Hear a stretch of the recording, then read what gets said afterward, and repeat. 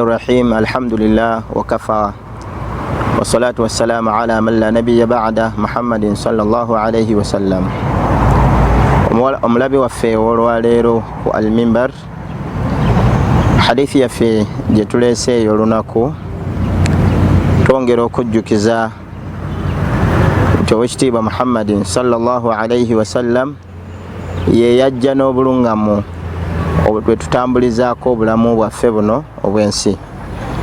Ensonga zino yagamba mu hadithi ya Ibn Umar radiyallahu anhu, yagamba nti thalathun muhlikatun, ensonga 3 zizikiriza, wa thalathun munjiyatun, n'ensonga 3 ziwonya oba zitaasa omuntu, wa thalathun kaffaratun, n'ensonga 3 zisonyisa omuntu, wa thalathun darajatun, n'ensonga 3 zimusitula amadaala.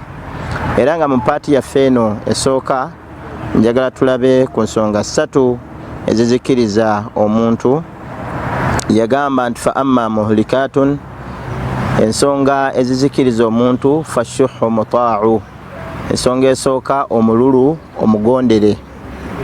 Omululu omugondere, yaani ffenna tulina omululu, naye kasita ogondera omululu kikuleetera okuzikirira, yaani otuuka okululunkanira kyonaamalawo n'ekyotaamaleewo.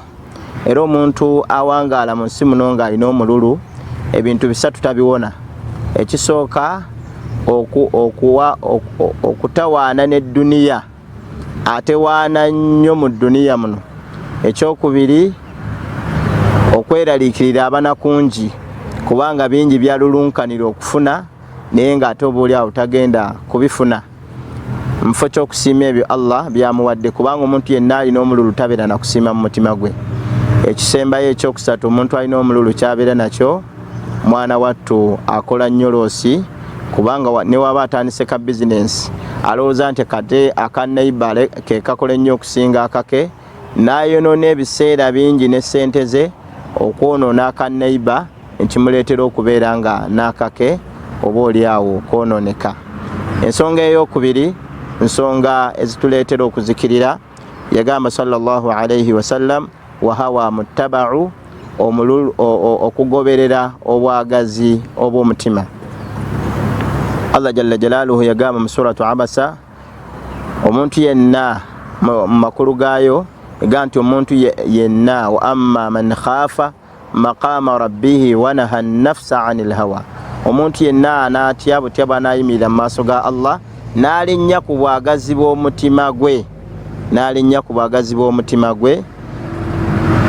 Ekitegeeza nti omuntu yenna anaazikirira mu nsi muno agoberera nnyo obwagazi bw'omutima gwe, buli kyalaba akyagala, buli kyalaba akyagala, yaani omutima gwe kye gumugamba kyakola.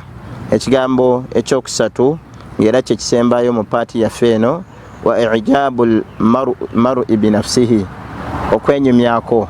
Ffe twakola kino, ffe twakola kiri, ffe twakola kino, ffe twakola kiri, nze nakola kino, n'atuuka ku ddaala nga takyasobola kwennyonnyolako, wabula ng'agamba bibuuza abali awo lwaki, kubanga ayagala okwenyumya n'okwesoma. Bannange, ensonga ezo 3 zizikiriza omuntu mu bulamu buno bwe tulimu. Barakallahu fikum. Salaamu alaikum.